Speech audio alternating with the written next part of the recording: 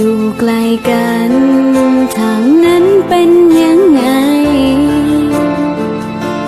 เธอเหนื่อยไหมเธอสู้ไหวหรือเปล่าอยู่ไกลกัน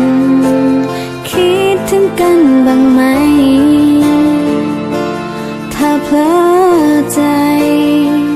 ให้ใครหรือเปล่าฉันอยู่ทางนี้คิดถึงเธอทุกวัน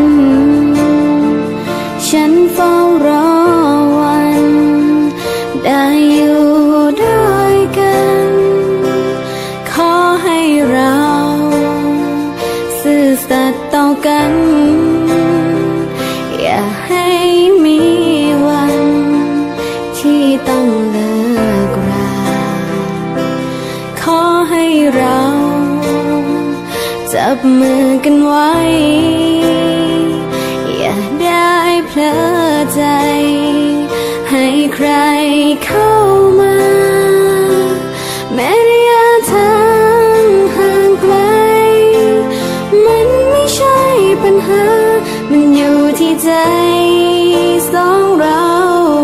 ต้องทำตามสัญญาแม้ระยะทางจะไกลแค่ไหนแต่รักสำคัญกว่ามันอยู่ที่ใจสองเราสู้ไหวหรือเปล่าความคิดถึงจะนำพาให้เธอและฉันได้มาพบกันคำสัญญาจะทำให้เธอและฉันได้มั่นใจจะไม่ไปไหนจะรอเธออยู่ตรงนี้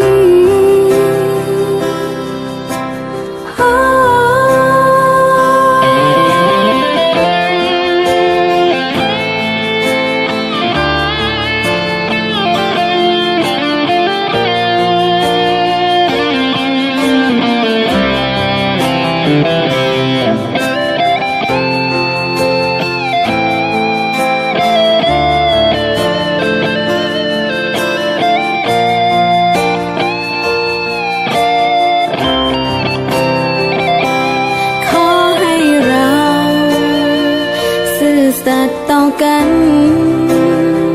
อย่าให้มีวันที่ต้องเลิกราขอให้เราจับมือกันไว้อย่าได้เพลอใจให้ใครเข้ามาแม้ระยะทางห่างไกลปัญหามันอยู่ที่ใจสองเราต้องทำตามสัญญาแม้ระยะทางจะไกลแค่ไหนแต่รักสำคัญกว่ามันอยู่ที่ใจ